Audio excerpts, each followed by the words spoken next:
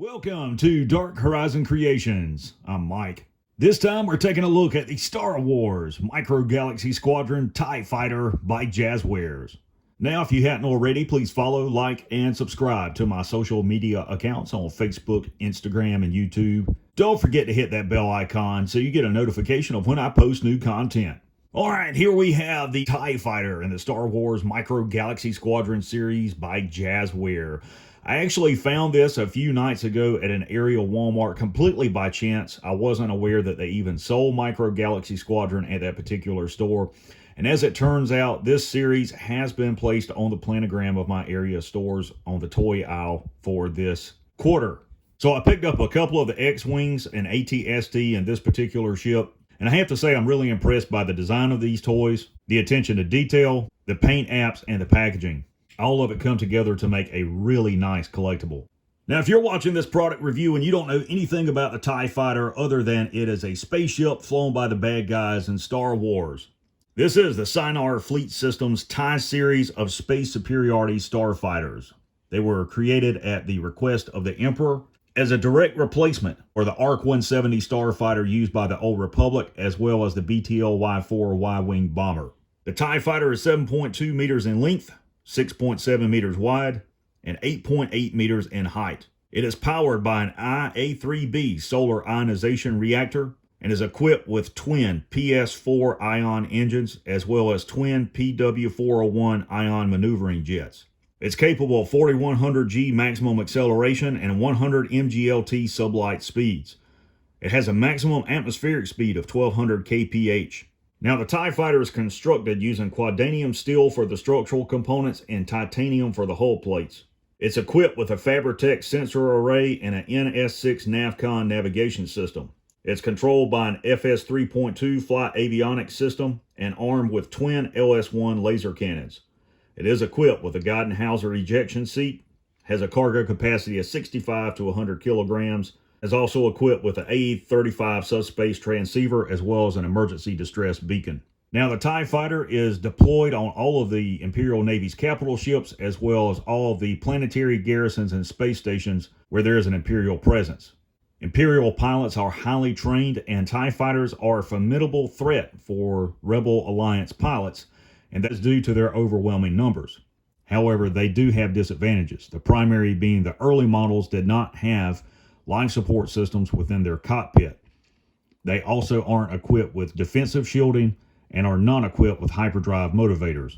So take a look at the packaging. Really nice bubble packaging display you have here. You've got the Star Wars banner in the upper left, the launch edition sticker in the upper right.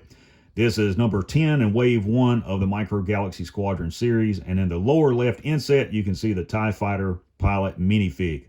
On the back of the packaging, you've got your collectible cutout blueprint here, the other vehicles and the light armor class at the bottom, as well as some of the features of the TIE Fighter, including the open and closing cockpit and the pop-off solar panels there. Okay, here we have the Imperial TIE Fighter outside of the packaging, and as you can see, this is a really cool collectible. It has a lot of nice detail that isn't apparent when you look at it in the packaging. So first and foremost, I want to talk about the TIE Fighter pilot. Let's bring him in close so you guys can see him. A lot of nice detail in there, some silver paint apps, Imperial logo up there on his helmet. His arms will move up and down like this. His legs can move independent and bend at the waist so that he can sit down.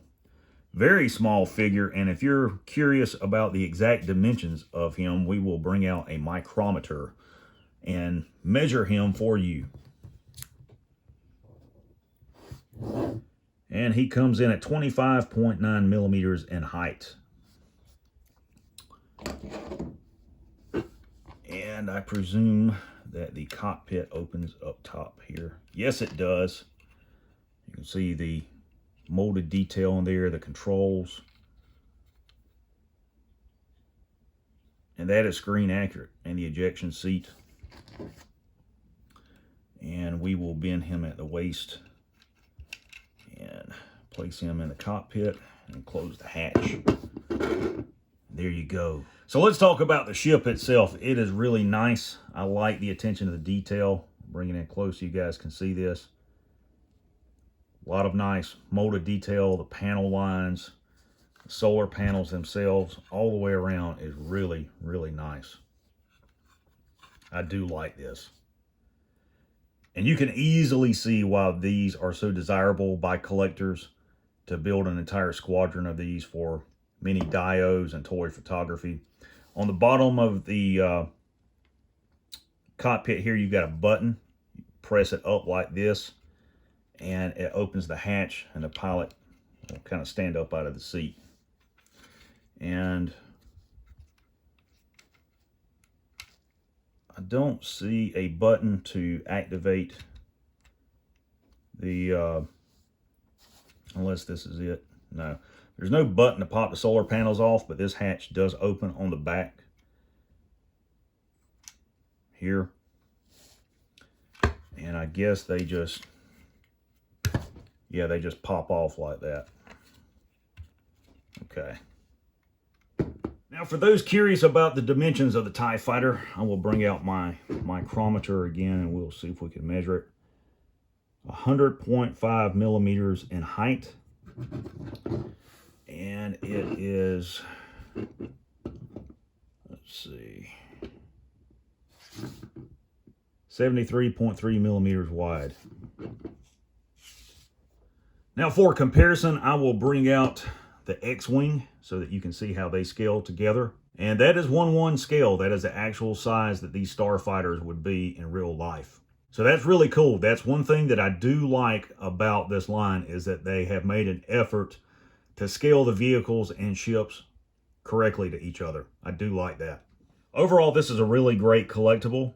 If you're a serious Star Wars collector, you definitely want to pick up at least one of these to add to your collection, if for no other purpose than to just collect them. I can tell you firsthand they make really great dios, particularly for toy photography, doing mixed scale photography, miniature photography. They're awesome for that as well. But they're just cool little toys. You know, I remember the Action Fleet line, and I was only able to get one of the X-Wings at the time that they were released. I couldn't afford to get anything else. So I missed out on that line, and that's one reason why I chose to take a chance on the Micro Galaxy Squadron and begin collecting them, and I'm really glad that I did. If you haven't picked the TIE Fighter up, you definitely need to go out and get it while you can. I would make every effort to buy it at retail cost.